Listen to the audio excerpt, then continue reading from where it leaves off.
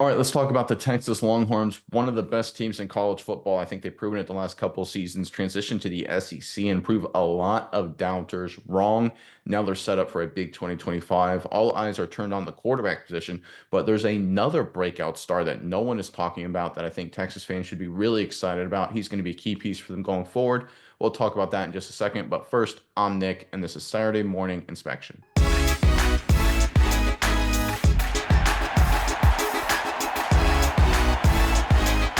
All right, this Texas Longhorns team, if you listen to the media, right, it's basically the fighting Steve Sarkisians and the fighting Arch Mannings. That's all anyone really wants to talk about. But this is a deep and talented team that's got a lot of stars on both sides of the ball, a lot of key role players. And there's one player in particular that was sort of a role player in the past who's about to build off of the previous performance, bounce back from some injuries, and come into a massive 2025 campaign.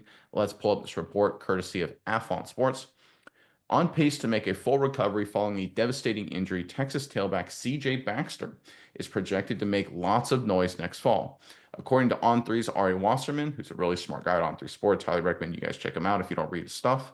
Baxter made his list of 10 players with breakout potential in 2025. Baxter returns next year to join Texas's backfield with Quintravian Wisner and is expected to be someone who touches the ball a lot in a loaded offense, Wasserman wrote. He's 6'1", 220 pounds, and is considerably bigger than the other talents in the Texas backfield. That's Bijan Robinson's side. That's no joke. Prior to getting injured and missing out on the entirety of the 2024 campaign, Baxter was an electrifying dynamo with the rock in his hands. This happens sometimes in college sports, right? Because there's so many teams, so much action going on. There's a guy who looks like a star. He gets injured, and we kind of forget about him. That's exactly what happened with Baxter. And I think I agree with Wasserman here. He's poised to have a breakout 2025. Miles, I'm curious your thoughts on this. But first, Texas fans, your turn in the comment section below. Who do you think will be a breakout star for the Longhorns in 2025? Is it Baxter? You can say Arch Manning if you want. I think that's a little easy, though. So maybe stay away from Manning. So give us your breakout candidate, whether it's offense, defense, special teams. Maybe it's an assistant coach. Who knows? Give us your breakout guy for the 2025 Texas Longhorns. Put them in the comment section below.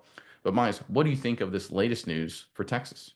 Yeah, Nick, I think this is going to be a really exciting move for the Texas Longhorns. I think Baxter is just a great player that kind of got forgotten this year because of the injuries. I think you look in 2023, this is a guy who Wisner, he wasn't even on the scene. Baxter outpaced him. He was the backup to Brooks. Wisner, he only got 12 carries all of that 2023 season. Coming in 2024, a lot of excitement, but unfortunately Baxter gets injured. Now, I think coming into 2025, he's going to be a guy. He's going to be a dude for this team.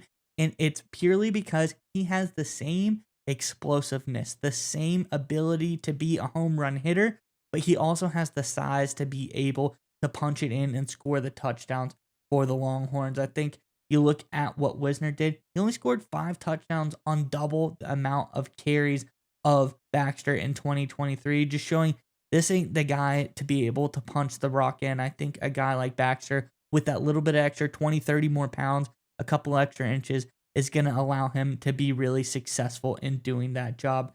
I just think overall for the Longhorns, people, they forget about Baxter. He's going to come onto the scene, but he's going to be in a more dynamic offensive position as well. I think we talk about Arch Manning coming in. There's going to be a lot more focus on the pass. Arch Manning is a little bit more dynamically mobile than a guy like yours. I think Manning is going to be he's going to be a really good fit for this offense. And I think it's going to allow the running backs to open up everything more. The pass opens up the run.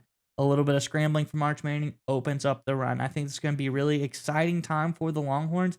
I think these are the kind of moves that make them college football playoff championship contenders. This is a team that can finally, with some of these kind of guys coming back from injury, these stars that people forgot about, I think this puts them in a position now to go and win the whole thing. They were probably in that position last year. Things didn't quite go the way that they wanted to. I think now Arch Manning brings a little bit more explosiveness to this offense this season. I think it sets them up really well, and I'd be really excited to see what they're able to accomplish this season. Yeah, I agree with everything you just said there, right? I think it's important to understand that anytime you have a team like Texas and you have so much talent just based on your recruiting pool, is there's a temptation when you lose a guy to the draft to go deep, whole hog into the transfer portal and just try and pick a big name out of the hat around another program. But if you look at teams that are successful long term, generally speaking, they develop and rely on veterans. Even the Ohio State Buckeyes, they're kind of an incredible story the way their season kind of ended, right? They lost to Oregon early in the year and they lost to Michigan towards the end of the season, but they made a run and won the whole darn thing. Why? 90% of their roster, they had some big transfers, don't get me wrong, but 90% of their roster were like fourth and fifth year seniors. They were veteran guys that knew how to handle adversity. They had battled back from injury. They had battled back from losses. They knew how to deal with the rigors of a long schedule and playing tough opponents. One of the issues with bringing in quality transfers, let's say if you're Texas and you want to bring in a transfer from, I don't know, Texas Tech, just making up a program here to compete at running back. How many big games has Texas Tech played in the last decade? None, right? So you bring in a guy and you're like, okay, we're going to rely on you in a big playoff game or a big SEC game. Kid's going to have no experience. With a guy like Baxter, he's been in the program. That culture, that DNA has been ingrained in him. And I think that's really important. And relying on these younger guys that finally get their opportunities to step up and become these breakout stars is what good programs do. And it leads to titles, like you said. Everyone, it's sort of like the one and done in college basketball, right? Everyone's excited for the freshmen, but if you look at the programs that generally actually compete and do well and win national titles, they have a lot of seniors and juniors, a lot of veteran guys, right? That's what wins you champions. Exciting freshmen and exciting transfers, they make the headlines. What wins titles are talented rosters with experience.